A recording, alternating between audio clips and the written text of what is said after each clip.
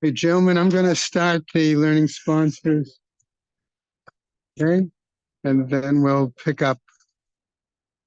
Okay, today's Gemara is a little bit, I found it a little more difficult.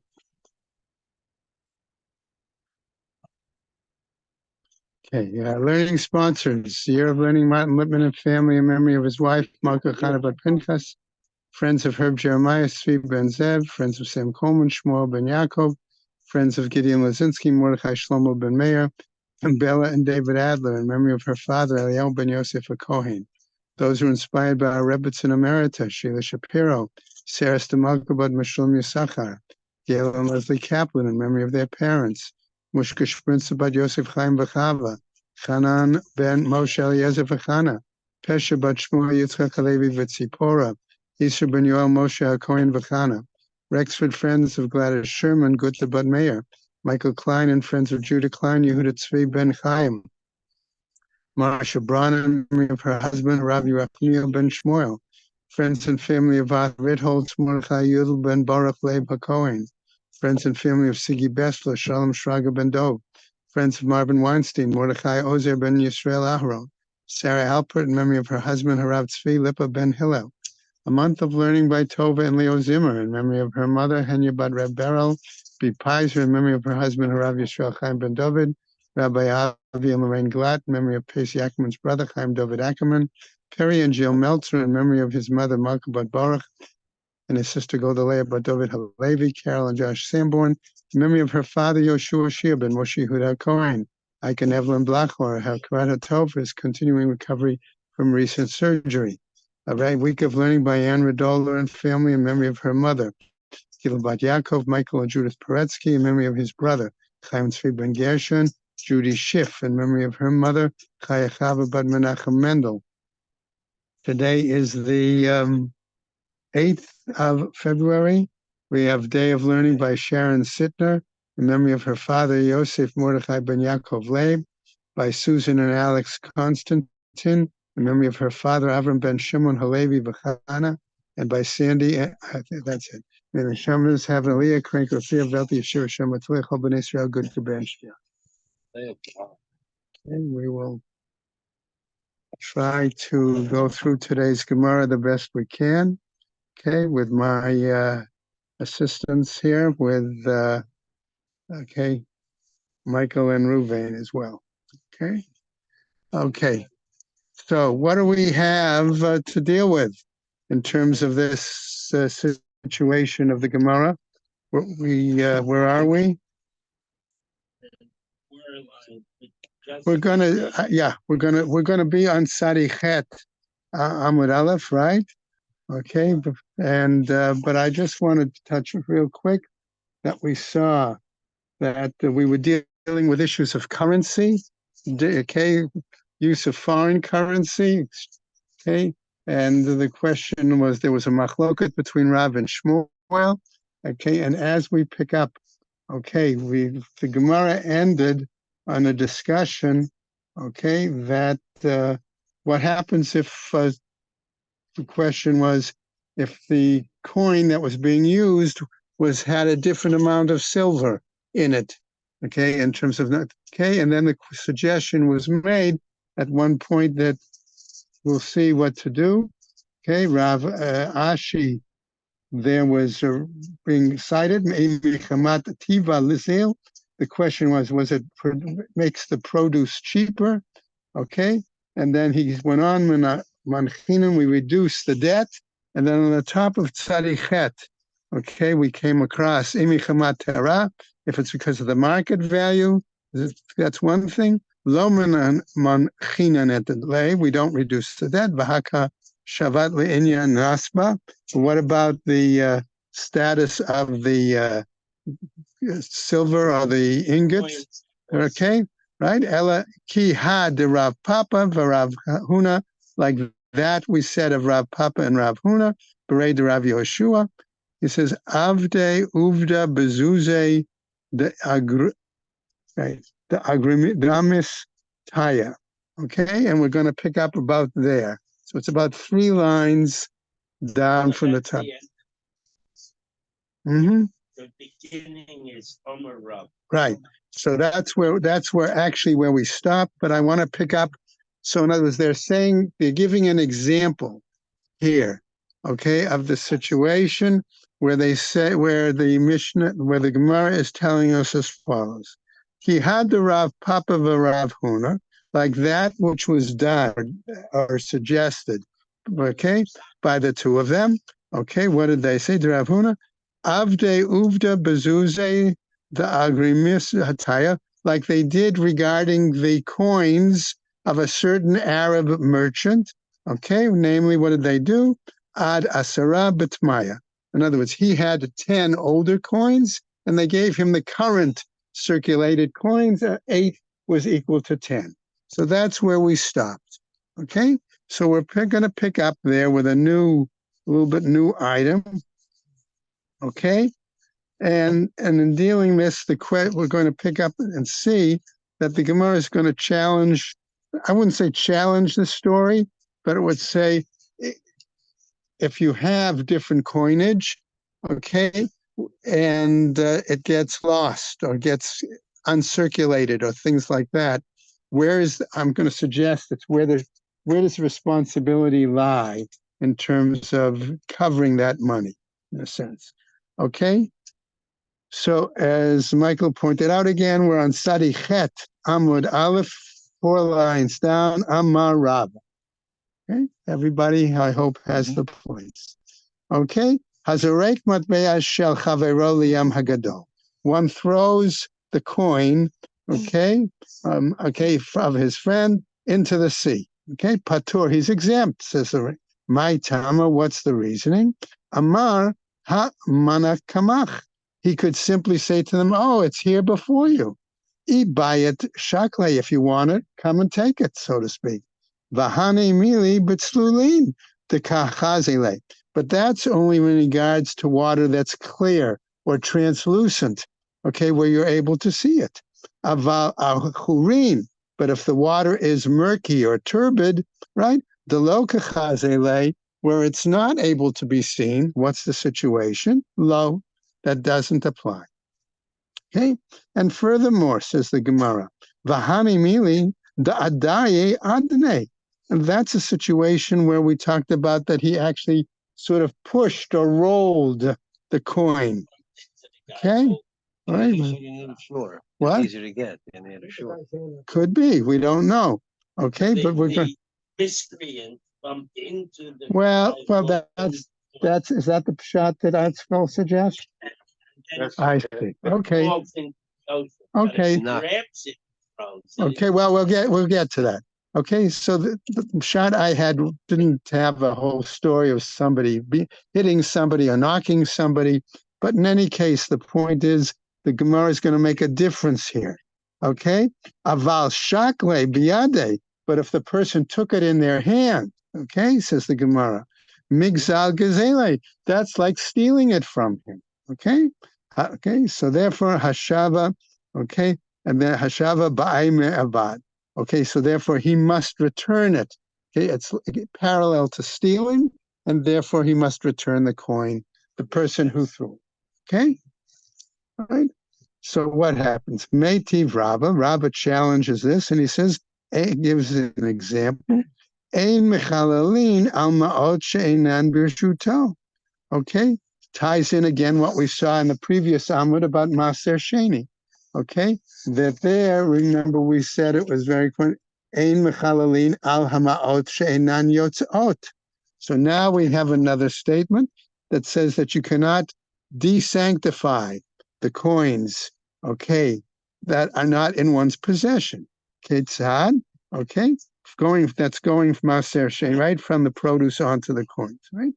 Hayu lo ma'ot, all right? He had lo bikastara. Say he had some coins out in some fortress, or Bahar Hamelech, or on the King's Mountain. That was a mountain, a mountainous area south of Yerushalayim. Oh, right? Shenafal kiso liyam hagadol, or his saddlebag, his purse, however we want to translate that, fell into the into this ocean. ein mechalalin. Okay, you cannot use those coins for desanctifying them, right? What happens? Amar Rava. And further, Rava tells us, Shani la'inyan masin, but it's different in regards to a situation of masin. So therefore, you can't really use that model of maser sheni as comparison. Why? The ba'inin matsui biadecha, because we have in the pasuk specific language that tells us that it has to be matsui biadecha. It has to be within your possession. Okay?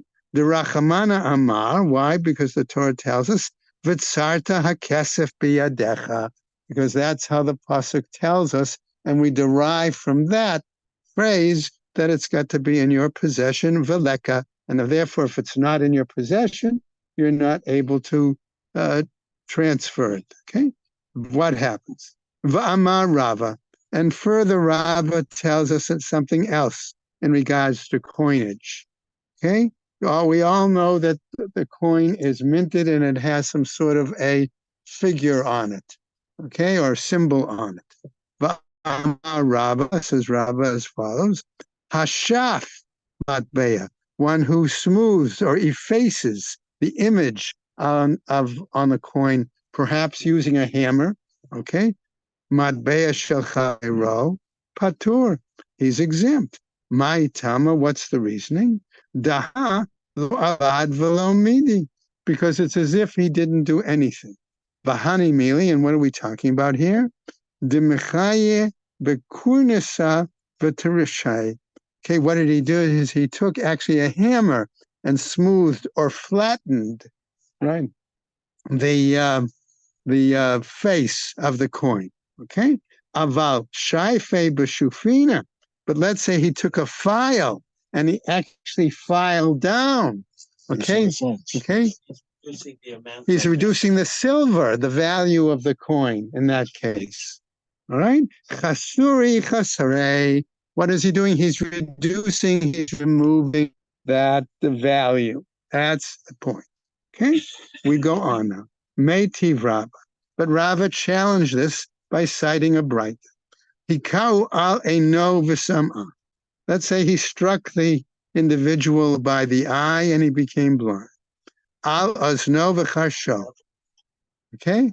Okay, right. Okay, and or hit him by the ear. Okay, or near the ear, and he became deaf. Right? Eved yotzei bahem cherut. Regards to an Eved Kanani, right? We say that servant, that slave, the result, the oraita goes free. Okay. However, let's say that the master strikes the wall next to where the servant is standing. Okay, or something else. Okay, keneged eino ve'eino ro'eh, and he did opposite his eyes or near the eyes. And as a result, he's suddenly blurry-eyed and can't see. Keneged ozno ve'eino shomer. This is something that does not. Right. Okay. Well, we'll see. I don't know yet. I don't know. Okay, yeah, but I don't have it in my Gemara yet. Keneged is no ve'eno shomea.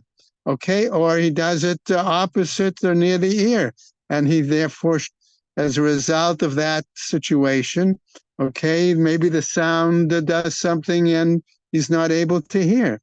Ein eved yotzei bahem l'chilud.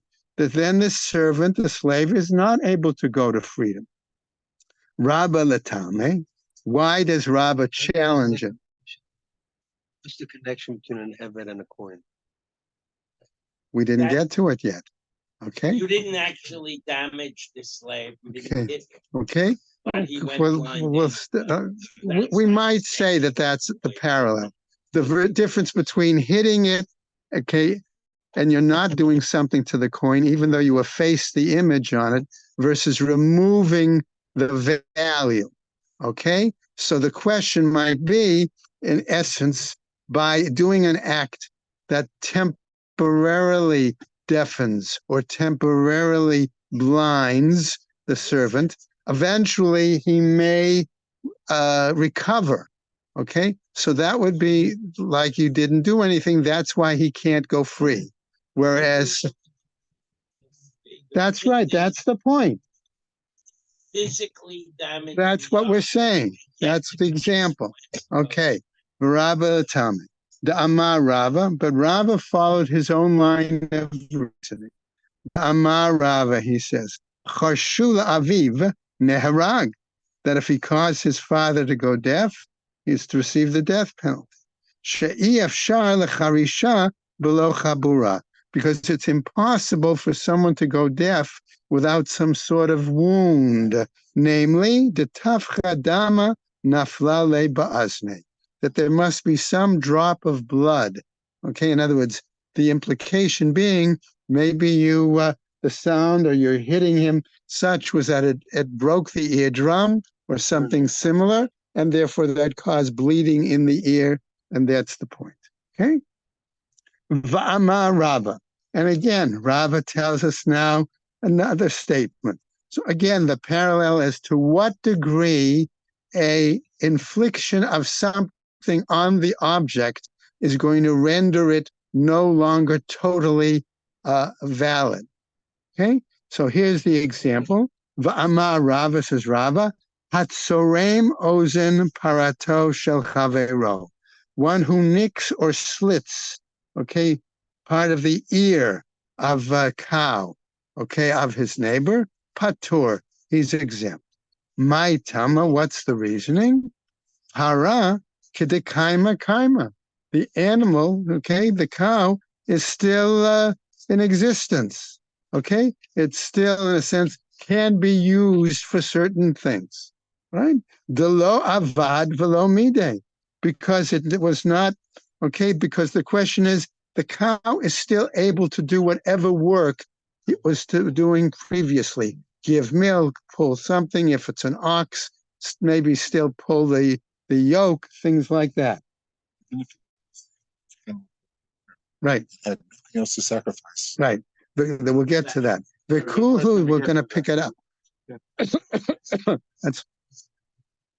okay. So, right, the kuhu, sorry, the kuhu shvarim lav legabe mizbeach kaime. Okay, and all of these, the Vigal is not going to be such. Sorry, somebody could get me some water. That's all it is. Okay, just thank you, Alan. Well, I'll get to that, but just a cup of water would be helpful. All right, v'kulhu shvarim lav legabe mizbeach kaime, and all of these other kinds of examples of animals, oxen, okay, not necessary, right? Was that hot water or cold is fine? Okay, doesn't have to be just okay, just wet. Thank you.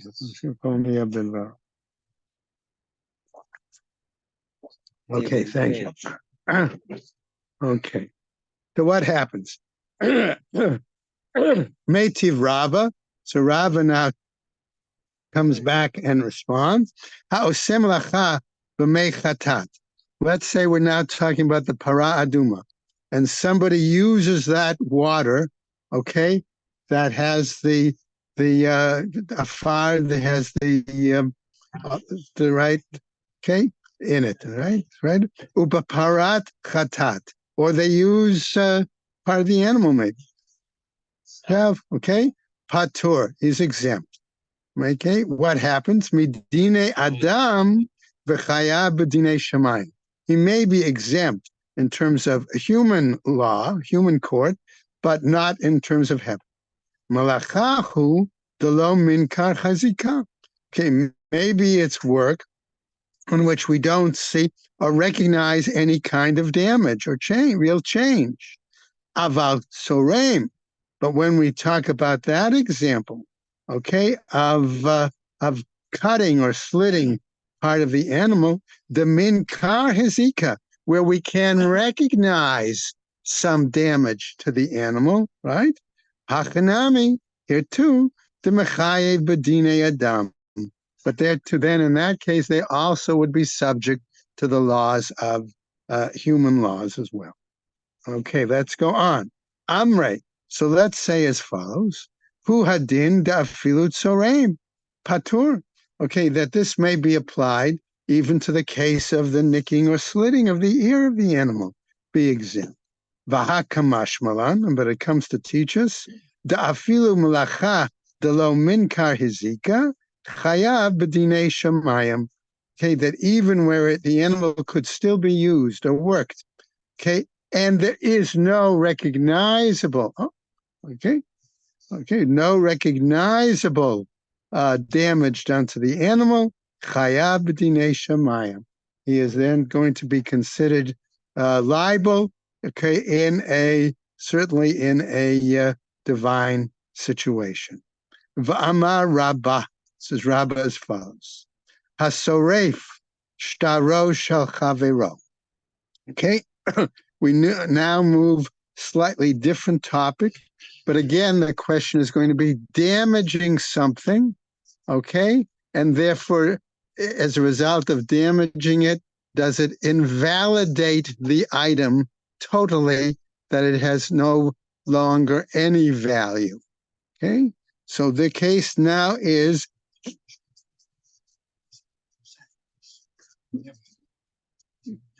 right, okay, in that case.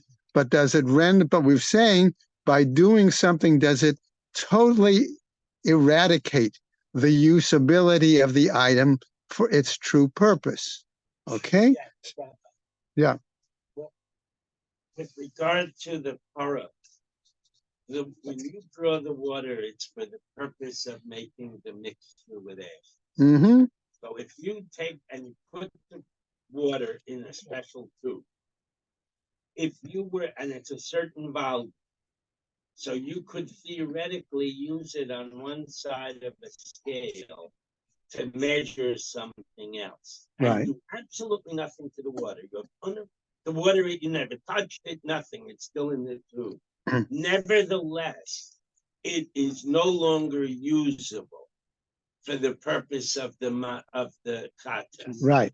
So it is damaged, but it's invisible. A third party comes along, you wouldn't know you did that. Same thing with the cow itself. You put a box on its back and you move Dalit Amos, and then you take the box off. There would be no way of knowing that that animal is now not allowed to be used for to burn up in man. So the theory here is that a damage, although real, that is not visible, you can't charge the guy. We had it earlier with the truma that was made from it. Right. You can't use that truma anymore. You can't eat it. You can't sell it. You can't give it away. What you can do is use it. Okay. So But using it's that not visible. okay, but now right, but using that example that Michael's giving us, what about if it, we've just said the question is the damage visible or not? Okay, and therefore does that perhaps clearly render the item totally invalid? It's visible. Yeah, that's a real. Well, let's see what happens as we go into the Gemara, because it's going to give us another example, okay, of doing damage to an object. And is there a machloket as to whether that renders it totally no longer viable, no longer worthwhile? So that's what the Gemara is going to carry over, all right?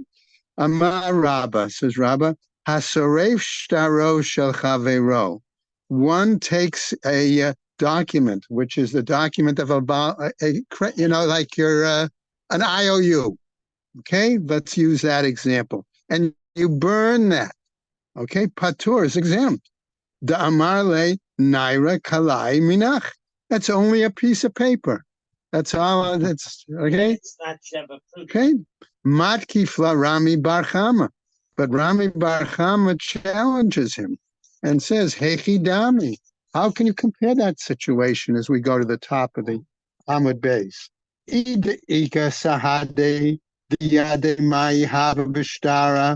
If it's a situation where we have witnesses, okay, who know that on the IOU, they know the amount of money that was being owed. For example, liktavo le'shtara ma'alya. So go ahead and write a new document. All right? That's the Okay, to do that. Ve'idalika sahade. And if there are no witnesses, anan manan yadinan. How are we going to know then what the amount of money is that's owed? Amar Rava, says Rava, following, Tehe b'ma'amino. Okay, I'm going to translate that the way one of the pshatim I found. You trust the creditor for the details of the promissory note. That was how the both the borrower and the lender trust each other. Okay, You that's don't a need little the different IOU. shot than what I had, but Just gotta pay it back without the note. That's okay, that's the. So let's go on. That's why it's not worth it. Okay, so now we're going to pick up now another statement that's going to link to Rabba's ruling in regards to a Tanaitic dispute. Amar Rav Dimi Bar Chanina, he says as follows: Hada Rabba, this statement that Rabba has told us, Machloket Rabbi Shimon v'Rabbananhi. This is actually a machloket, whether we agree with what whether they agree with Rabba's statement. The Rabbi Shimon, according to Rabbi Shimon, the Amar Davar Hagorem LeMamon Ke Mamon Dami. Okay, that's something that is going to, I'm going to say, leads to the monetary item is like money. Okay, so in other words, that star has more than the value of the piece of paper it's written on. That's the point. That's his view, mechayev, and so therefore the person who destroys it is liable. The Rabbanan, the Amre, but according to the rabbis who say, Davar hagorem lamamon, lav kamamon dami, that something that may lead to money is not exactly like money, lo mechaye, then the person would not be liable. Matkifla Rav Huna, Bereda Rav Yehoshua. So this is challenged by Rav Huna, the son of Rav Yehoshua. Amar to Shamat Leila Rabbi Shimon. Tell me, I say, you listen to the lesson of Rabbi Shimon. Davar hagorem lemamon kemamon dami, who claims that something that leads to a monetary value is actually like money. B'davar she'ikaro mamon. That's similar to something that's essentially money. Kidarabba, like the statement of Rabbah. Da'amar Rabbah, as Rabbah says, Gazal chametz lifnei haPesach. If someone stole someone's chametz before Pesach, uba acher b'sarfo b'moed, and another one comes along and burns it during Chol HaMoed, patur. Before. I'm sorry, before. Turns it on the 14th after burn or after burn. Let's see. Patur is exempt. Shahakol mitzuyin alav levaro. Why? Because all of us are commanded to burn it, to get rid of it, right? La'achar haPesach. But if he did that destruction burning afterwards, machloket Rabbi Shimon v'Rabbanan. There it's a machloket between Rabbi Shimon v'Rabbanan. Le Rabbi Shimon, according to Rabbi Shimon, da'amar davar gorem lemamon kemamon dami. Okay, that's something that leads to the monetary value of the money. Okay, chayav, he would be liable.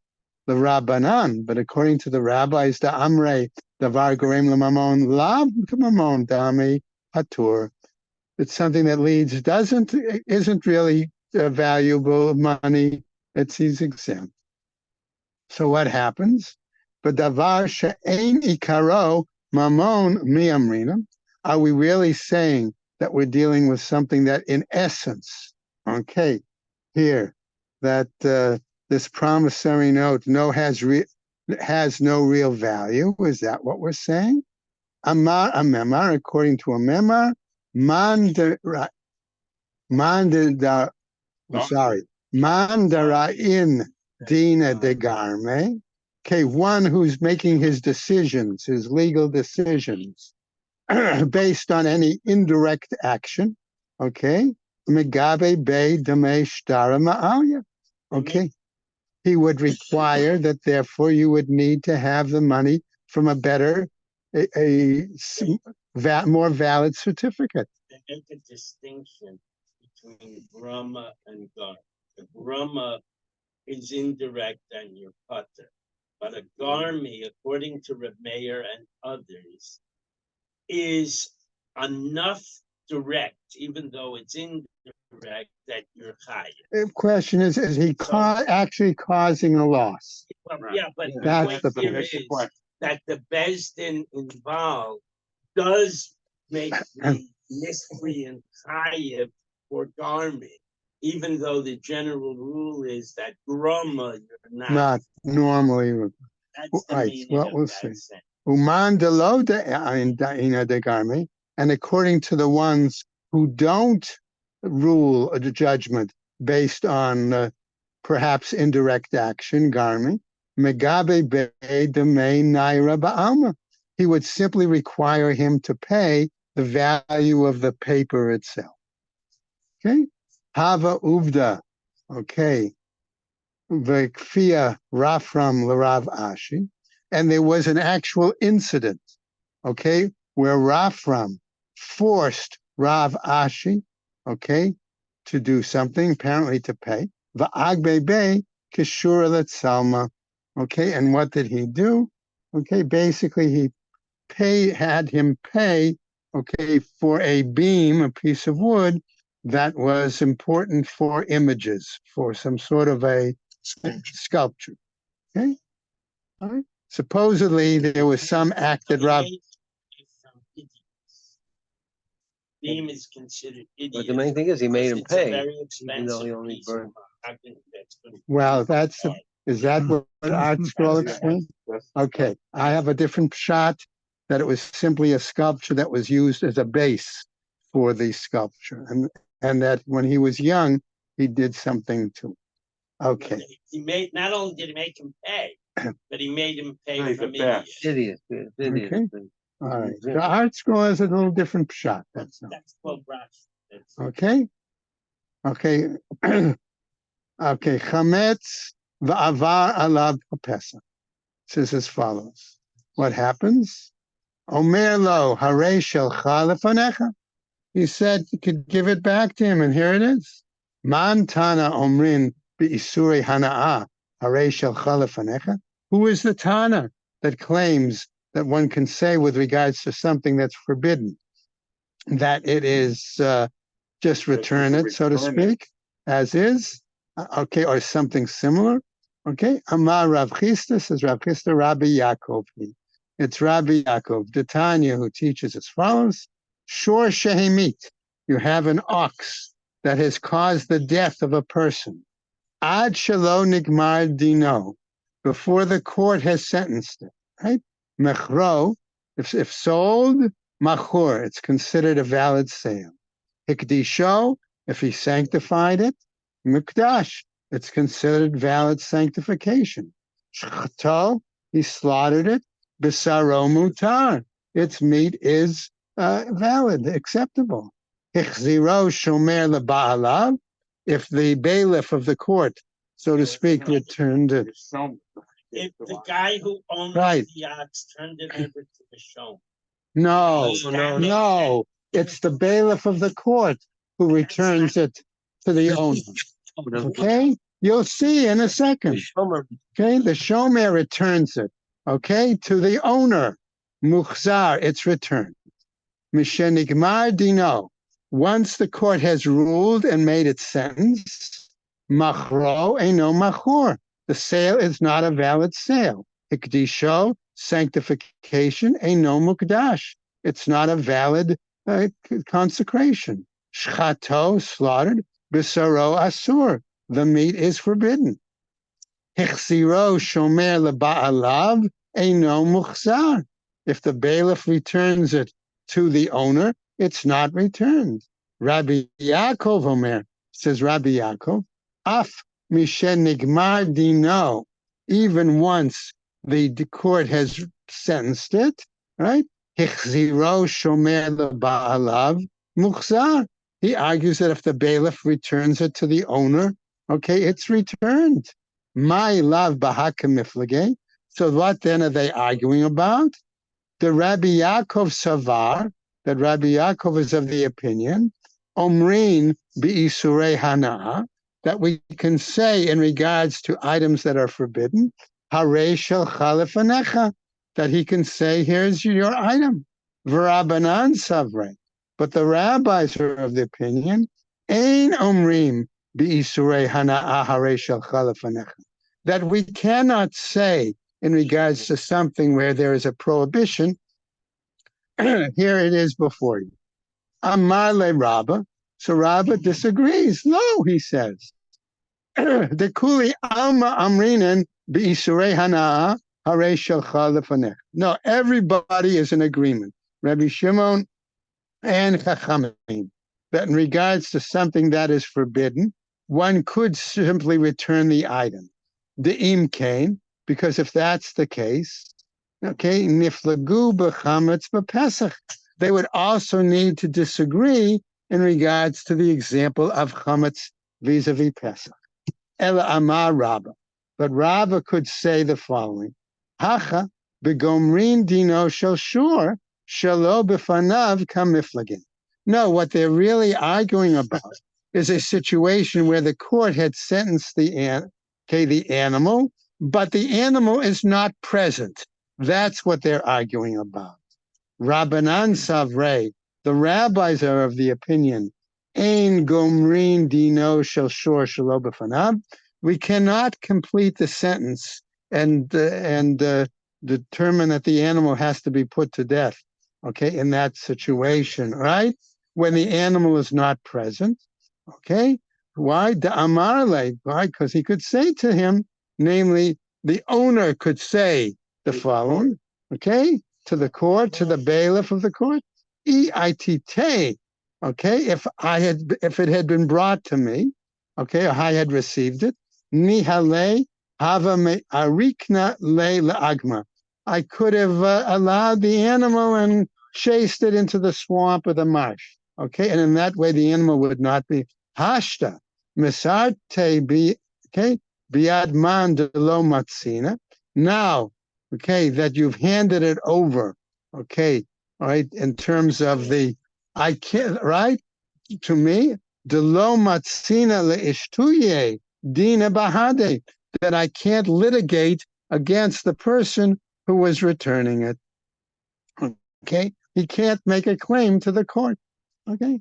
The Rabbi Yaakov Savar, and Rabbi Yaakov's of the opinion, Gomrin shel shor shelo b'fanav, that we can, they can finish, the court can sentence even with the animal not in its presence.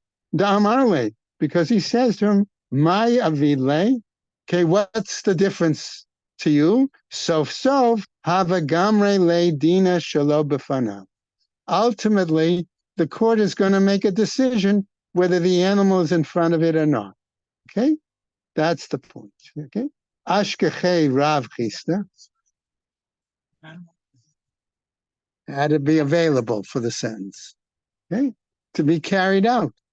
Okay, so what happens? Ashkechei Rav Chisda the Rav Bar Shmuel, and Rav Chisda found Rav Bar Shmuel Amarle, and he said to him, Tanit midi bisurei hana'ah. Okay, so he says to him regarding, regarding anything, okay, all right, that is prohibited, right? Right, where it's prohibited from any benefit. Amale, and yes, Tanina. So what do we teach? The Heshiv at Hagzela, that one has to return the stolen items. Ma Talmud Lomar. So what is it trying to teach us? Asher Gazal, that which was stolen. Okay, Yachzir ke'ein shegazal, that he may return that which is similar to that which was stolen.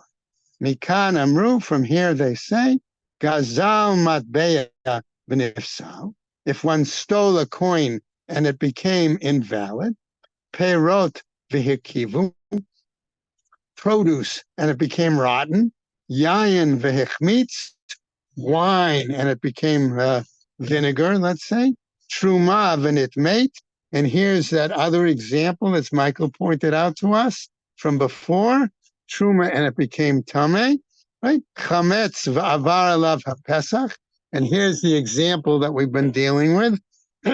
What happens?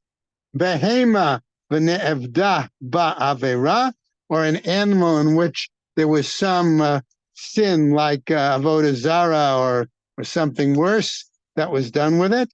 V'shur, okay, v'shur ad shelo nigmar dino, or the ox in which the sentence was not able to be carried out. Omer lo harei shalcha lefanecha. He says you can say to the person, here's your object. Man shamatle da'amar ad shelo nigmar dino in mishe nigmar dino lo. Okay, you're saying that he actually said up to the time that the court sentences it, yes, it can be returned or something similar. Once the court sentences it, no, it can't be a case. Rabbanan, what about the view of the rabbis? Ukatani chametz v'avar alav hapesach, right? That, what about their situation? Who teach chametz v'alar alav hapesach, that chametz, that, right? Omer lo, we say to him, harei shalcha lefanecha. You can say that that's, here I am returning it to you. Excuse me. Amarle, say to him, im mishkachet laho, lo tema laho v'lo midei. Okay? That you can't really say anything then in that situation, right? This price refutes my teaching. Right? So if you show up in the yeshiva, please don't bring this price because I don't want to look like it. My shot wasn't exactly like that. Okay, but it phrased the fact that Rav Chisda is admitting his error in the situation. Okay, let's finish up. Peirot vehikivu omer lo harei shalcha lefanecha. If he said that there were these produce, okay, and they rotted, can you really say, here's your stuff? V'hatznan, haven't we been taught? Perot v'hikivu, mishalem kashat hagzela. He must pay for the value of the items at the time of thievery. Amar Rav Papa, says Rav Papa, kan shehikivu kulan. We make a difference between that, where they all of it was rotted in its entirety. Kan shehikivu miktsatan. Here, where only part of it was basically bad. Okay, I'm just going to run a little bit more. Okay, see how much we can cover in the time. Natan Omanin. Our new Mishnah says, if one gives something to a craftsman, letakain, to improve it, to work on it, vikilkalo, but he does something that ruins it, chayavim l'shalem. The craftsman is obligated to pay, right? Natan lecharash, if he gives to a carpenter, sheda, some sort of chest, teva, some sort of box, migdal, some sort of cabinet, letakain. Okay, some say it's a carriage or a wagon. Okay, different translations. Okay, v'kilkel, and he ruins it. Chayav v'shalem, he is obligated, liable to pay. Okay, v'habanai, and a builder, contractor, shekibel alav l'stor et hakotel, and he's been contracted to destroy some sort of wall. This is a wall primarily of stone. All right. V'shiber avanim or shehizikan, or he broke the wall, the stones, or damaged them. Chayav l'shalem, he is obligated to pay. Hayas soter mitzad zeh. Okay, he was supposed to destroy it from one side. V'nafal mitzad acher, but it fell on the opposite side. V'im mechamat hamakeh, he's patur, he would be exempt. V'im mechamat hamakeh, but if it came from his having struck it, chayav, he is liable. Okay, Amar Ravasi, says Ravasi. Lo shanu ela shenatan lecharesh shidav teva umigdal. We only seem to have taught this Mishnah in regards again to if he gave some sort of chest or cabinet or carriage or box or things like that. All right. Lina eitz bahen mazmer. If it was such that he actually put a nail into those items. V'na'atz bahen mazer v'shabran. And by hammering the nail into the item, he destroyed it. Aval natan lecheresh, it seemed. But if he gave him, let's say, pieces of wood, la'asot sheda, to make the chest, the sheda, teva, a cabinet, or umigdal, or a box, or things like that. Va'asan mehen sheda, teva, umigdal, v'shivran. But then in the making of that chest, box, cabinet, it's a wagon, carriage, whatever, and broke something, broke it, patur, he's exempt. My Tama, what's the reasoning? Omein koneh b'shevach kli, that the artisan, by improving, does something, he actually acquires that item. Tnan, and we learn natan la'omanin v'kil kalo, okay, that if he gave it to a craftsman and he ruins it, chayavin l'shalem, but he's liable to pay. What are we saying? Lav the yahiv laho etzim. Aren't we saying that basically he was giving him wood? No. Sheda teva umigdal. The chest, or the cabinet, or the box. All right, that's what he gave. Hami de katani seifa sheda teva umigdal. But since at the end it taught those three items, miklal de reisha etzim. From the outset, we have to assume that he gave him wood, amre, and therefore perushe kamafareshle. No, we're seeing that the text comes simply to explain what was going on. Ketzad natan la'omanim v'takein v'kikalo chayavim l'shalem. So how is it possible then, when we give to an artisan to work on something and he ruins it, that he's obligated to pay? Kigon shnatan lecharash sheda teva umigdal, as in the situation that he gave to the carpenter the chest, the box, the cabinet. Okay, v'hachinami mistabra, and this seems logical. The ketzad katani. Why? Because it asks, how is it? That's what it's teaching. The isaka the atach, because if you think reisha etzim at the outset was given wood, hashta, now ashmeinan etzim chayavim l'shalem. I would learn then that from here it says that the wood ain't have to pay. V'lo amrinan oman koneh b'sheva kelim, and then we wouldn't be able to say that the artisan acquires by improving the items, right? Sheda teva umigdal mibaye. So why then raise the question of these specific items? Imishum ha. Okay, if that's the case, lo iria. Okay, I wouldn't decide it. Tana seifa legaluye reisha, that the end of the Mishnah comes to give us a clarification of the outset of the Risha, of the beginning of the Mishnah. Shelo tomar reisha sheda tava umigdal, that one wouldn't say at the beginning these three items, aval etzim lo, but would not. Tana seifa, so therefore we teach at the end these three items, sheda tava umigdal, miklal de reisha etzim, that at the beginning gave wood, vafilu hachi chayav l'shalem, and even at that point we would say he is obligated to pay, and we'll stop right there. Give a cloth and stone to a cipher because I suspect you have a problem. If it damages it to the point where it can't be repaired, is the cipher liable for it? I have friend who took safer. Yeah, but if